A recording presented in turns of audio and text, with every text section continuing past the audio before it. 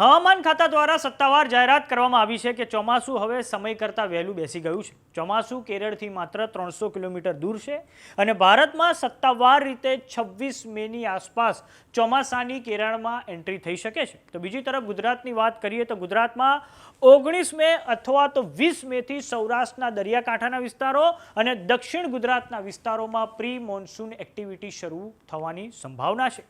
તો આવો જાણીએ સમાચાર વિસ્તારથી. નમસ્કાર, જમાવટ સાથે હું છું પાર્થ.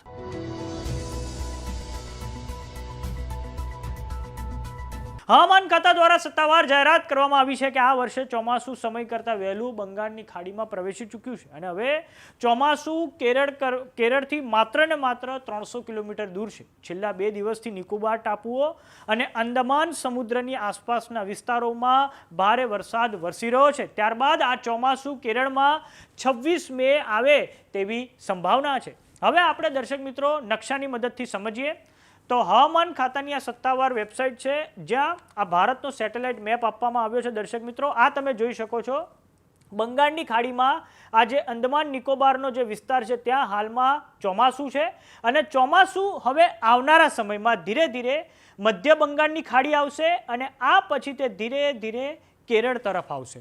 આમ 26 મેની આજુબાજુ ચોમાસું કેરળ પર આવે તેવી સંભાવના છે. હાલમાં તમે આ કેરળના આસપાસના જે વિસ્તારોમાં જોઈ રહ્યા છો તે ત્યાં એક લો પ્રેશર સિસ્ટમ ત્યાં સક્રિય થઈ છે અને સંભાવના છે કે આ જે લો પ્રેશર સિસ્ટમ છે તે આવનારા સમયમાં વાવાઝોડામાં પરિણમે તેવી સંભાવના છે. જો તેને પૂરતું તાપમાન અને પૂરતું ભેજ મળ્યો તો જ તે આવનારા સમયમાં વધારે તાકાતવર બનીને ચક્રવાતમાં પરિણમે તેવી સંભાવના છે. હવે આપણે જાણીએ કે પાછલા વર્ષોમાં ચોમાસું બંગાળની ખાડીમાં ક્યારે બેઠેલું છે. તો 2025ના વર્ષમાં મેની 13મી તારીખે બંગાળની ખાડીમાં આવ્યું હતું.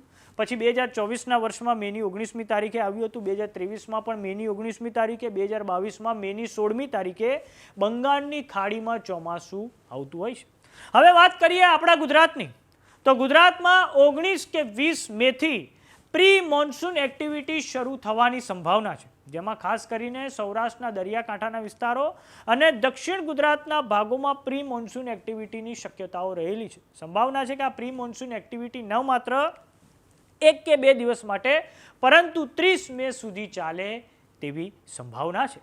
તો સમાચારોમાં અત્યારે બસ આટલું. જોતા રહો જમાવટ. જો તમે અમને યુટ્યુબ પર જોઈ રહ્યા તો સબસ્ક્રાઇબ કરો, જો તમે અમને ફેસબુક પર જોઈ રહ્યા તો ફોલો કરો. સાથે જ અમારી વોટ્સએપ ચેનલ આવી ગઈ છે, જોઈન કરવાનું ના ભૂલતા. નમસ્કાર.